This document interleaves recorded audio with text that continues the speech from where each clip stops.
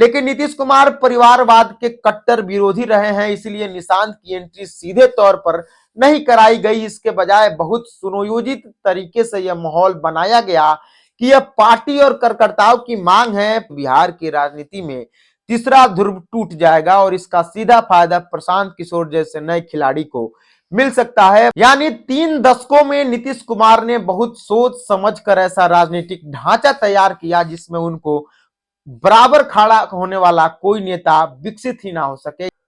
नमस्कार, आज बिहार की राजनीति में एक सवाल सबसे भारी पड़ रहा है, नीतीश कुमार के बाद कौन।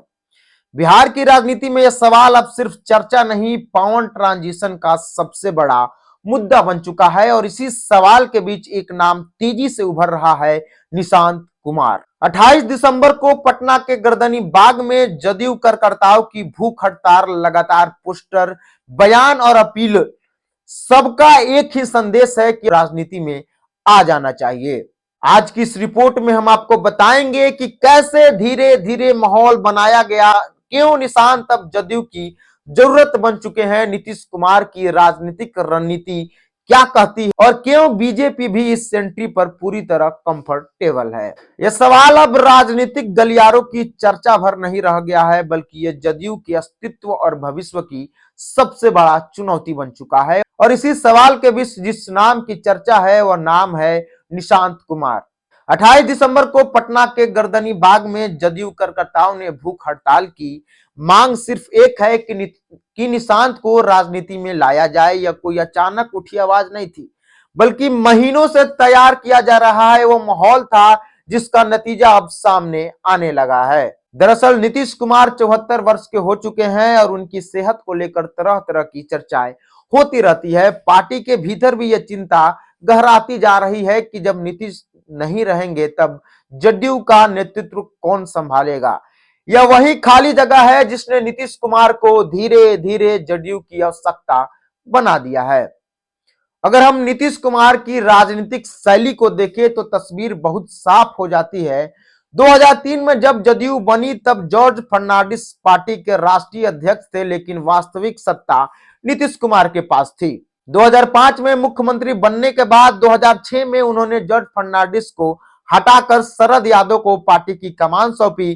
कुछ वर्षों बाद जब शरद यादव भी स्वतंत्र भूमिका में आने लगे तो 2016 में उन्हें भी किनारे कर दिया गया और 18 में पार्टी से अलग हो गए। इसके बाद आरसीपी सिंह यानी रामचंद्र प्रसाद सिंह आए, 2020 में राष्ट्रीय अध्यक्ष बने, लेकिन 2 साल भी नहीं टिक सके। कभी नीतीश कुमार के सबसे करीबी रहे प्रशांत किशोर भी अलग हो गए हैं।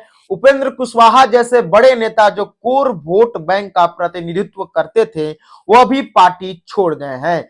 पिछले साल मनीष वर्मा को उत्तराधिकारी के रूप में प्रोजेक्ट किया गया, लेकिन उनका राजनीतिक विस्तार भी अचानक रोक दिया गया। यानी 3 दशकों में नीतीश कुमार ने बहुत सोच समझ कर ऐसा राजनीतिक ढांचा तैयार किया जिसमें उनको बराबर खड़ा होने वाला कोई नेता विकसित ही ना हो सके। यही वजह है कि आज जदयू में कोई स्वाभाविक उत्तराधिकारी नहीं है और यही राजनीतिक शून्य अब निशांत कुमार को पार्टी की मजबूरी बना रही है।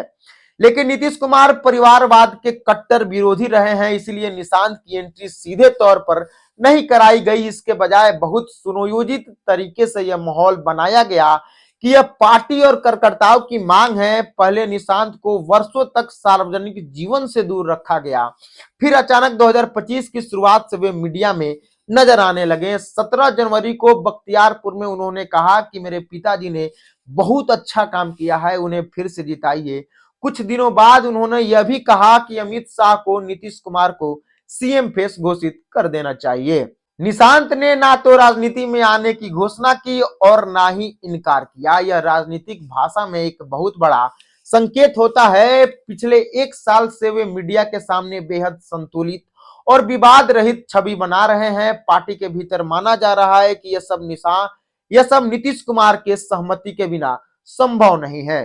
चुनाव से पहले जदयू के भीतर निशांत को लेकर मतभेद थे, कुछ नेता समर्थन में थे, कुछ विरोध में थे, लेकिन जब पार्टी ने 101 में से 85 सीटें जीत ली तो माहौल बदल गया है। जीत के बाद नेताओं का आत्मविश्वास बढ़ा और सबकी राय एक हो गई कि पार्टी को बचाए रखने के लिए निशांत का आना जरूरी है।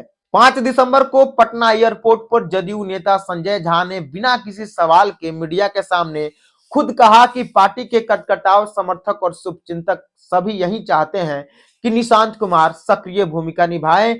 खास बात यह थी कि निशांत भी उस वक्त उनके बगल में खड़े थे। बीजेपी की भूमिका भी इसमें अहम है। भाजपा जानती है कि नीतीश कुमार के बाद अगर जदयू कमजोर होती है तो बिहार की राजनीति में तीसरा ध्रुव टूट जाएगा और इसका सीधा फायदा प्रशांत किशोर जैसे नए खिलाड़ी को मिल सकता है। भाजपा को यह भरोसा नहीं कि जदयू का वोट बैंक पूरी तरह उसके खाते में आएगा, इसलिए भाजपा भी चाहता है कि निशांत कुमार को सामने लाकर जदयू को स्थिर रखा जाए। आज स्थिति यह है कि नीतीश कुमार के व्यक्तिगत इच्छा पार्टी की सामूहिक जरूरत बन चुकी है। यह राजनीति का वही सिद्धांत है जिसमें नेता ऐसी परिस्थिति पैदा कर देते हैं कि उनकी चाहत ही सबकी मजबूरी बन जाती है। निशांत कुमार की एंट्री अब सवाल नहीं है, सवाल सिर्फ एक है कि कब। आपकी क्या राय है? अपनी राय कमेंट में जरूर दीजिए। देखते रहिए आदर्श मंच।